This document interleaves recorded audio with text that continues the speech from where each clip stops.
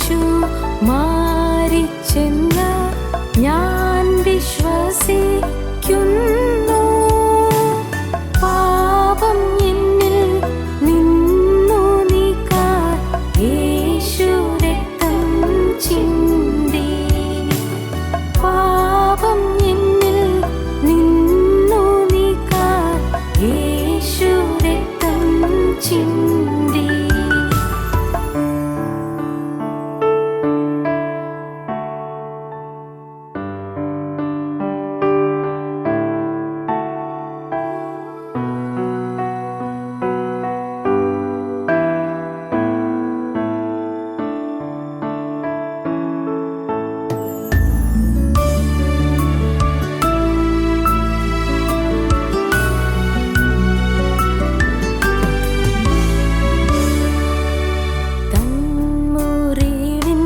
രക്തനീർ ഞാൻ കണ്ടതിനു ശേഷം വീണ്ടെടുപ്പിൻ സ്നേഹം താനിൻ ചിന്ത ഇന്നും എന്നും.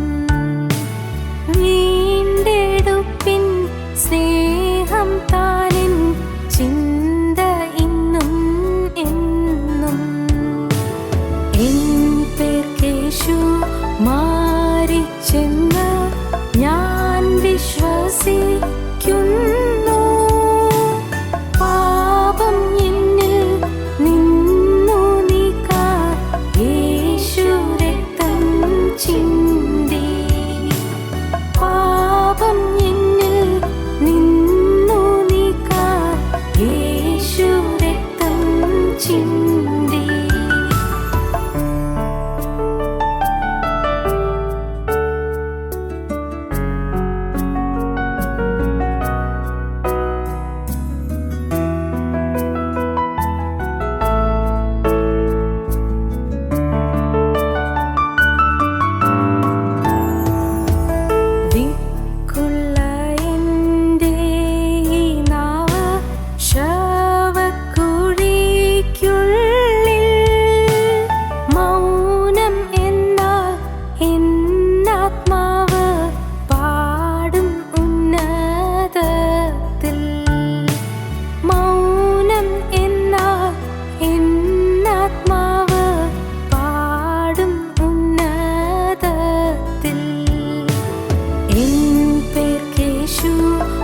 മാറിച്ചെന്ന് ഞാൻ വിശ്വസിക്കുന്നു.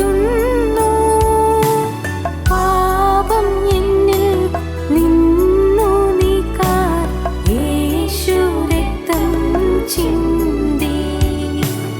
പാപം എന്നിൽ നിന്നു നീക്കാൻ യേശു രക്തം ചിന്തി. ഞങ്ങളും ക്രൂശിക്കപ്പെട്ട ക്രിസ്തുവിനെ പ്രസംഗിക്കുന്നു. ദൈവ തിരുനാമത്തിന് മഹത്വമുണ്ടാകട്ടെ. ന്യായാധിപന്മാരുടെ പുസ്തകം 6-ാം അധ്യായം 23-ാം വാക്യം. യഹോവ അവനോട്, നിനക്ക് സമാധാനം, ഭയപ്പെടേണ്ട, നീ മരിക്കയില്ല എന്ന് അരുളി ചെയ്തു. ഗിദെയോൻ അവിടെ യഹോവയ്ക്ക് ഒരു യാഗപീഠം പണിതു. അതിന് യഹോവ ശാലോം എന്ന് പേരിട്ടു. നിനക്ക് സമാധാനം, ഭയപ്പെടേണ്ട, നിനക്ക് സമാധാനം, ഭയപ്പെടേണ്ട. നിത്യനായ ദൈവം ഭൂമിയിലെ ഒരു മനുഷ്യനോട് അരുളി ചെയ്യുന്ന ഏറ്റവും ആശ്വാസദായകമായ വാക്കുകൾ. നിനക്ക് സമാധാനം, ഭയപ്പെടേണ്ട. ഒരിക്കൽ ദാനിയേലിനോട് ദൈവം പറഞ്ഞു, ഏറ്റവും പ്രിയപുരുഷ, ഭയപ്പെടേണ്ട, നിനക്ക് സമാധാനം, ബലപ്പെട്ടിരിക്കുക എന്ന്. ഇപ്പോൾ നാം ഓരോരുത്തരോടും നിത്യനായ ദൈവം ഈ വാക്കുകൾ അരുളി ചെയ്യുന്നു എന്ന് വിശ്വസിച്ചുകൊണ്ട് നമുക്ക് ശ്രദ്ധിക്കാം, നമുക്ക് തുടർന്ന് കാതോർക്കാം. നിനക്ക് സമാധാനം, ഭയപ്പെടേണ്ട. ഗിദെയോൻ ഭയചകിതനായിരുന്നു. ഗിദെയോൻ ഭയവിഹ്വലനായിരുന്നു. ഗിദെയോൻ ഭീരുവായിരുന്നു. ഗിദെയോൻ മിദ്യാന്യരെ ഭയപ്പെട്ടിരിക്കുകയായിരുന്നു. ഗിദെയോൻ മിദ്യാന്യരെ ഭയപ്പെട്ട് ഒളിച്ചിരുന്നവനായിരുന്നു. ഗിദെയോൻ മിദ്യാന്യരുടെ ആക്രമണത്തെ ഭയത്തോടെ കാണുന്നവനായിരുന്നു. ഗിദെയോൻ മിദ്യാന്യരെ ആക്രമിക്കുമ്പോൾ എങ്ങനെ കൊയ്ത്ത് കറ്റകൾ രക്ഷിക്കേണ്ടു എന്നറിയാതെ ഭാരത്തോടിരുന്നവനായിരുന്നു. ഗിദെയോൻ ഭാവിയോർത്ത് ആകുല മനസ്കനായി പരവശനായി ഹൃദയ ഭാരത്തോടിരിക്കുന്നവനായിരുന്നു. നാം വായിക്കുന്നത് ഗിദെയോൻ മുന്തിരിച്ചക്കിനരികെ വെച്ച് കോതമ്പ് മെതിക്കുകയായിരുന്നു എന്നാണ്. ഗിദെയോൻ മുന്തിരിച്ചക്കിനരികെ മുന്തിരിങ്ങ അത് ചക്കിലിട്ട് ആട്ടി മുന്തിരി സത്തെടുത്ത് വീഞ്ഞെടുക്കേണ്ട ആൾ എന്തിനാണ് മുന്തിരിച്ചക്കിനരികെ ഈ കൊയ്ത്തുകറ്റയുമായി പോയി കൊയ്ത്തുകറ്റ മെതിക്കാൻ തുടങ്ങിയത്? ഭയം കൊണ്ടാണ്, പേടി കൊണ്ടാണ്. മിദ്യാന്യർ വരും, കൊയ്തു കൂട്ടിയ കറ്റകളെല്ലാം മിദ്യാന്യർ അപഹരിച്ചു കൊണ്ട് പോകും എന്ന ഭയം. ശത്രുഭീതി ഗിദെയോനെ പിടികൂടിയിരുന്നു. ശത്രുഭയം ഗിദെയോനെ ആക്രമിച്ചിരുന്നു. ഭയം ഹൃദയത്തെ ഗ്രസിച്ചിരുന്നു. ഗിദെയോൻ മുന്തിരിച്ചക്കിനരികെ വെച്ച് കോതമ്പ് കറ്റകൾ മെതിക്കുകയായിരുന്നു. നാം അങ്ങനെയാണ് വായിക്കുന്നത്. ന്യായാധിപന്മാരുടെ പുസ്തകം 6-ാം അധ്യായം 11-ാം വാക്യം മുതൽ. അനന്തരം യഹോവയുടെ ഒരു ദൂതൻ വന്നു ഒഫ്രയിൽ അബീയസ്ര്യനായ യോവാസിൻ്റെ കരുവേലകത്തിന് കീഴേ ഇരുന്നു. അവൻ്റെ മകനായ ഗിദെയോൻ കോതമ്പ് മിദ്യാന്യരുടെ കയ്യിൽ പെടാതിരിക്കേണ്ടതിന് മുന്തിരിച്ചക്കിനരികെ വെച്ച് മെതിക്കുകയായിരുന്നു. മിദ്യാന്യർ, അമാലേക്യർ, അമ്മോന്യർ, മോവാബ്യർ, പെരിസ്യർ, ഹിവ്യർ, യബൂസ്യർ എന്നിങ്ങനെയുള്ള അനേകം ശത്രുക്കൾ ഇസ്രായേൽക്കാർക്കുണ്ടായിരുന്നു. ദൈവജനത്തെ നശിപ്പിക്കുകയും ഹിംസിക്കുകയുമായിരുന്നു അവരുടെ ലക്ഷ്യം. ദൈവജനം അധ്വാനിക്കും, ഫലം എടുക്കുന്നത് ഈ മിദ്യാന്യരോ അമാലേക്യരോ അതുപോലുള്ള ജാതികളോ ആയിരുന്നു. അധ്വാനം മുഴുവൻ ദൈവജനം നിർവഹിക്കും, അന്യൻ അപഹരിച്ചു കൊണ്ടുപോകും. പ്രിയപ്പെട്ടവരെ, നിങ്ങൾ ദയവായി നിങ്ങളുടെ ജീവിതത്തിലേക്ക് ഒന്ന് തിരിഞ്ഞു നോക്കി ചിന്തിക്കൂ. നിങ്ങൾ അധ്വാനിക്കുന്നുണ്ട്, പക്ഷേ അധ്വാന ഫലം അനുഭവിക്കാൻ കഴിയുന്നില്ല. അധ്വാനിക്കുന്നുണ്ട്, കഷ്ടപ്പെടുന്നുണ്ട്, വിശ്രമമില്ലാതെ പണിയെടുക്കുന്നുണ്ട്, പക്ഷേ അധ്വാന ഫലം നിങ്ങളുടെ കയ്യിൽ തങ്ങുന്നില്ല. നിങ്ങൾക്കോ നിങ്ങളുടെ മക്കൾക്കോ ഉതകുന്നില്ല, പ്രയോജനപ്പെടുന്നില്ല. അനേകരുടെ ജീവിതത്തിൻ്റെ അവസ്ഥ അതാണ്. അധ്വാന ഭാരങ്ങളുണ്ട്, ക്ലേശങ്ങളുണ്ട്, നല്ല ജോലി തിരക്കുകളുണ്ട്, ബദ്ധപ്പാടുകളുണ്ട്, കഠിനമായി യത്നിക്കുന്നുണ്ട്, പക്ഷേ ജീവിതത്തിൽ ഒരു സമാധാനം ലഭിക്കുന്നില്ല, മുന്നോട്ടൊരു ഗതി കിട്ടുന്നില്ല, മുന്നിലെ വാതിലുകളെല്ലാം അടഞ്ഞു കാണുന്നു, പ്രശ്നങ്ങൾ ഒന്നിനുമേൽ ഒന്നായി വന്ന് തെറുത്തുയരുന്നു, ആകുലങ്ങൾ, ആവലാതികൾ, സങ്കടങ്ങൾ, ആക്രമണങ്ങൾ, ഭീതികൾ, ഭയപ്പാടുകൾ, ആശങ്കകൾ മനുഷ്യനെ അലട്ടിക്കൊണ്ടിരിക്കുന്നു.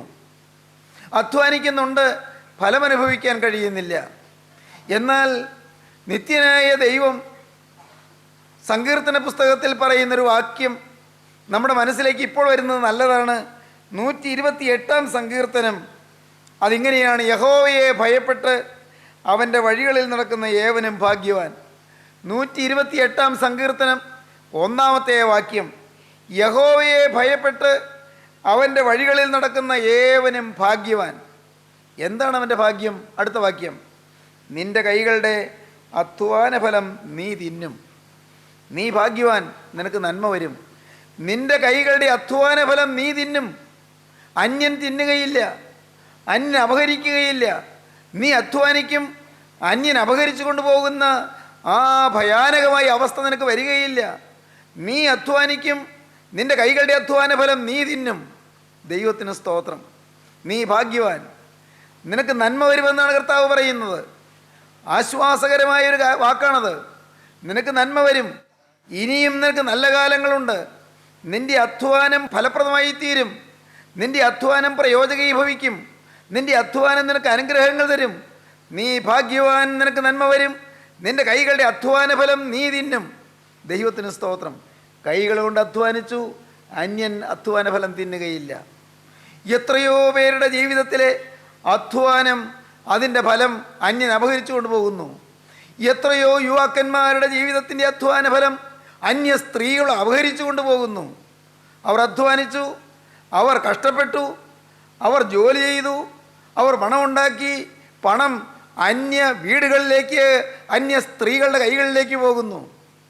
പ്രിയപ്പെട്ടവരെ, ലജ്ജാകരമായ കാര്യങ്ങളാണത്. പുറത്തു പറയാൻ ലജ്ജിക്കുന്നതായ പല നാശകരമായ കാര്യങ്ങളിൽ കുടുങ്ങിക്കിടക്കുന്ന യുവാക്കന്മാരുണ്ട്. അല്ല, യുവാക്കന്മാർ മാത്രമല്ല, പ്രായമായവരുമുണ്ട്. സ്വന്തം മക്കൾക്ക് കിട്ടേണ്ടത്, സ്വന്തം മക്കൾക്ക് ഉതകേണ്ടത്, സ്വന്തം മക്കൾക്ക് പ്രയോജനപ്പെടേണ്ടത് അത് ചോർന്നു പോകുന്നു, അന്യഗ്രഹങ്ങളിലേക്ക് ഒഴുകിപ്പോകുന്നു. നിന്റെ തണ്ണീര് അന്യജലാശയത്തിലേക്ക് ഒഴുകരുത് എന്ന് സദൃശവാക്യങ്ങളിൽ ജ്ഞാനിയായ ശലോമോൻ പറയുന്നുണ്ട്. നിന്റെ തണ്ണീര് അന്യജലാശയങ്ങളിലേക്ക് ഒഴുകരുത്, അന്യരിലേക്ക് ഒഴുകിപ്പോകേണ്ടതല്ല. അത് നിന്റെ വീട്ടിൽ നിന്റെ പ്രിയപ്പെട്ടവർക്ക് തന്നെ ലഭിക്കേണ്ടതാണ്. ദൈവത്തിന് സ്തോത്രം. ശരീരത്തിൻ്റെ ആരോഗ്യം, ശരീരത്തിൻ്റെ സൗന്ദര്യം, നമുക്ക് നേടിയെടുത്ത വിഭവങ്ങൾ, അധ്വാനിച്ചുണ്ടാക്കിയതായ സമ്പാദ്യങ്ങൾ, നമ്മുടെ ധനം, നമ്മുടെ ആരോഗ്യം, നമ്മുടെ കഴിവ്, നമ്മുടെ സിദ്ധി, നമ്മുടെ മികവ്, നമ്മുടെ തികവ്, നമ്മുടെ നൈപുണ്യം, നമ്മുടെ വൈദഗ്ധ്യം, ഇതെല്ലാം അന്യർക്ക് പോകാതെ തടുത്തു പിടിക്കേണ്ടത് ആവശ്യമാണ്. നമ്മുടെ അധ്വാന ഫലം നാമും നമ്മുടെ മക്കളും അനുഭവിക്കേണ്ടതാണ്. അന്യഗ്രഹങ്ങളിലേക്ക് പോകരുത്. നീ ഭാഗ്യവാൻ, നിനക്ക് നന്മ വരും. നിൻ്റെ കൈകളുടെ അധ്വാന ഫലം നീ തിന്നും. ദൈവത്തിന് സ്തോത്രം. ഗിദെയോൻ്റെ പേടി അതായിരുന്നു, ഗിദെയോൻ്റെ ഭാരം അതായിരുന്നു. അധ്വാനിക്കുന്നുണ്ട് പാവം. ഗിദെയോനും അവൻ്റെ അപ്പനും ആ ഇസ്രായേൽക്കാരെല്ലാം കഠിനമായി അധ്വാനിക്കും. എന്ത് കഷ്ടപ്പെട്ടാണ് അവർ ഗോതമ്പ് വയലിൽ പണിയെടുത്തത്! എന്ത് അധ്വാനമായിരുന്നു! ഗോതമ്പ് വയലിലെ കൃഷിപ്പണികൾ എന്ത് തിരക്കേറിയതായിരുന്നു! എല്ലാം ശരിയായി. ഇതാ വളർന്നു വന്നു. ഗോതമ്പ് വളർന്നു വരുമ്പോൾ വളമിട്ട് കൊടുക്കുന്നു. അതിന് കേടുകളും കെടുതികളും വരാതെ അതിനെ മരുന്നടിക്കുന്നു. അതിന് ഇൻസെക്ടിസൈഡ്സ്, എന്താണ് പറയുക, അതിന് കീടനാശിനികൾ അടിക്കുന്നു. ഉണ്ടല്ലോ അധ്വാനങ്ങൾ.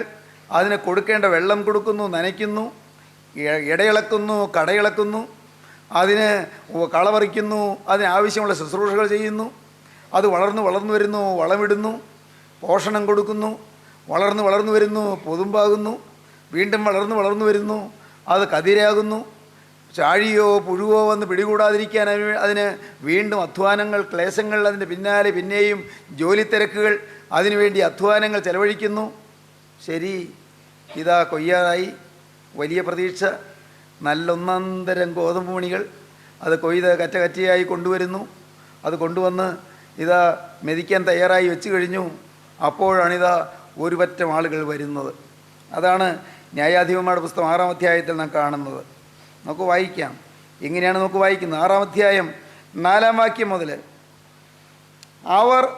അവർക്ക് വിരോധമായി പാളയമിറങ്ങി. ആര്? 3-ാം വാക്യം. ഇസ്രായേൽ വിതച്ചിരിക്കുമ്പോൾ മിദ്യാന്യരും അമാലേക്യരും കിഴക്ക് ദേശക്കാരും അവരുടെ നേരെ വരും. അവർക്ക് വിരോധമായി പാളയമിറങ്ങി ഗസ്സാ വരെ നാട്ടിലെ വിള നശിപ്പിക്കും. ഇസ്രായേലിന് ആഹാരമോ ആടോ മാടോ കഴുതയോ ഒന്നും ശേഷിപ്പിക്കുകയില്ല. അവർ തങ്ങളുടെ കന്നുകാലികളും കൂടാരങ്ങളുമായി പുറപ്പെട്ട് വെട്ടിക്കിളി പോലെ കൂട്ടമായി വരും. അവരും അവരുടെ ഒട്ടകങ്ങളും അസംഖ്യമായിരുന്നു. അവർ ദേശത്ത് കടന്ന് നാശം ചെയ്യും. ഇങ്ങനെ മിദ്യാന്യരാൽ ഇസ്രായേൽ ഏറ്റവും ക്ഷയിച്ചു. ഇസ്രായേൽ മക്കൾ യഹോവയോട് നിലവിളിച്ചു. ദൈവത്തിന് സ്തോത്രം. ഇസ്രായേൽ മക്കൾ വലഞ്ഞു, കർത്താവേ, ഞങ്ങൾ അധ്വാനിക്കുന്നു, അധ്വാന ഫലം അന്യൻ കൊയ്തുകൊണ്ടു പോകുന്നു, അന്യൻ അപഹരിച്ചു കൊണ്ടുപോകുന്നു. കർത്താവെ, കറ്റ മെതിച്ചു കൂട്ടുന്നു, ഞങ്ങൾ കഷ്ടപ്പെട്ടു, പക്ഷേ അന്യൻ കൊണ്ടുപോകുന്നല്ലോ. ഇസ്രായേൽ മക്കൾ നിലവിളിച്ചു. വെട്ടുക്കിളി പോലെ ഗണമായി കൂട്ടം കൂട്ടമായി മിദ്യാന്യ സൈന്യം വരികയാണ്. എല്ലാം അപഹരിച്ചുകൊണ്ട് പോവുകയാണ്. ഗിദെയോൻ ഭീതിയോടെ, ഗിദെയോൻ അത്യന്തം ഭീരുത്വത്തോടെ അവനൊരു കാര്യം ചെയ്തു. നഷ്ടപ്പെടാതിരിക്കാൻ മുന്തിരിച്ചക്കിനരികെ ഗോതമ്പ് കറ്റകൾ കൊണ്ടുവച്ചു. മുന്തിരിച്ചക്കിനരികെ മുന്തിരിവള്ളി, അതിൽ നിന്ന് കിട്ടുന്ന മുന്തിരിങ്ങ അതല്ലേ കാണേണ്ടതുള്ളൂ. അതുകൊണ്ട് അങ്ങോട്ട് മിദ്യാന്യർ വരികയില്ല. അതുകൊണ്ട് അവിടെ വെച്ച് മെതിക്കാമെന്ന് തീരുമാനിച്ചു. ബുദ്ധിയാണത്. നല്ല ബുദ്ധിപൂർവ്വമുള്ളൊരു കരുതലാണത്. സൂക്ഷ്മതയാണ്. കൊള്ളാം. എന്നാൽ എല്ലാം കാണുന്നൊരു ദൈവമില്ലേ? ഗിദെയോൻ്റെ ഉള്ളിൽ പിടയ്ക്കുകയാണ്. ഞാനെങ്ങാനും ഇവിടെ വെച്ച് മെതിച്ചു കൊണ്ടിരിക്കുമ്പോൾ മിദ്യാന്യർ വരുമോ? ഞാൻ എത്ര നിസ്സാരൻ.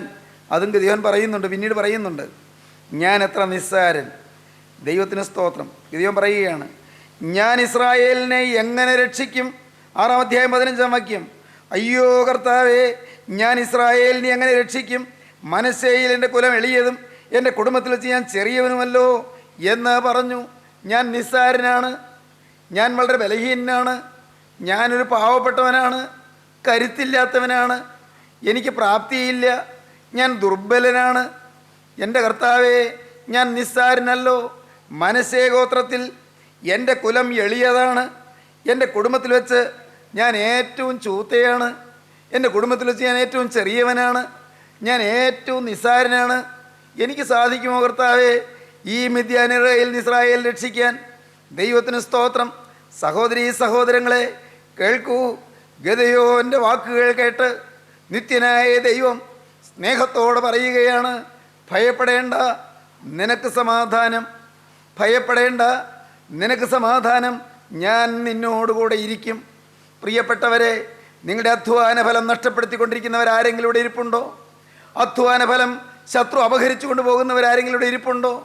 ഇത്രയും കാലത്ത് നിങ്ങളുടെ അധ്വാന ഫലമെല്ലാം പാഴായി പോയതുകൊണ്ട് നെടുവീർപ്പോടെ വിതുമ്പി കരഞ്ഞുകൊണ്ട് വിങ്ങി വിങ്ങി മനസ്സ് വേദനിച്ചിരിക്കുന്നവരാരെങ്കിലും ഉണ്ടോ? നല്ല കാലങ്ങൾ പാഴായി പോയല്ലോ, നല്ല നല്ല കാലങ്ങളെല്ലാം കളഞ്ഞു പോയല്ലോ, എൻ്റെ നല്ല യൗവന വീര്യമെല്ലാം ചോർത്തിക്കളഞ്ഞു പോയല്ലോ.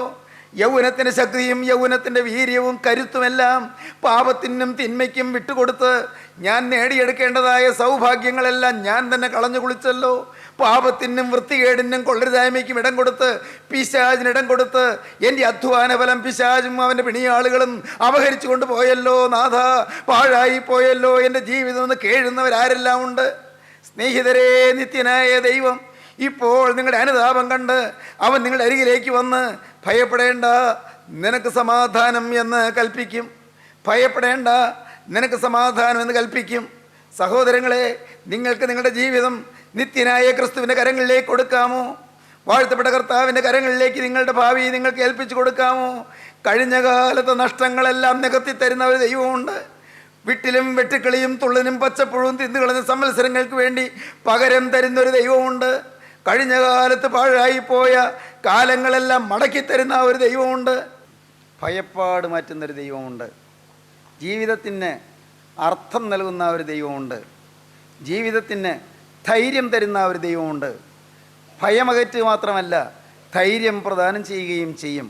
ഗിദെയോനെ ദൈവം ധൈര്യപ്പെടുത്തി. ദൈവത്തിൻ്റെ കൃപ ലഭിച്ചാൽ ധൈര്യം ലഭിക്കും. ധൈര്യം നഷ്ടപ്പെട്ടവരാരെല്ലാം ഇവിടെയുണ്ട്. പലതരത്തിലുള്ള ഭീതി കൊണ്ട് ആകുലമനസ്കരായിരിക്കുന്നവരാരെല്ലാം ഉണ്ട്. മനസ്സ് ചഞ്ചലപ്പെട്ടുകൊണ്ടിരിക്കുന്നവരാരെല്ലാം ഉണ്ട്. നാളെയോർത്ത് വ്യാകുല ഭാരത്തോടെ സങ്കടത്തോടെ കഴിയുന്നവരാരെല്ലാം ഉണ്ട്.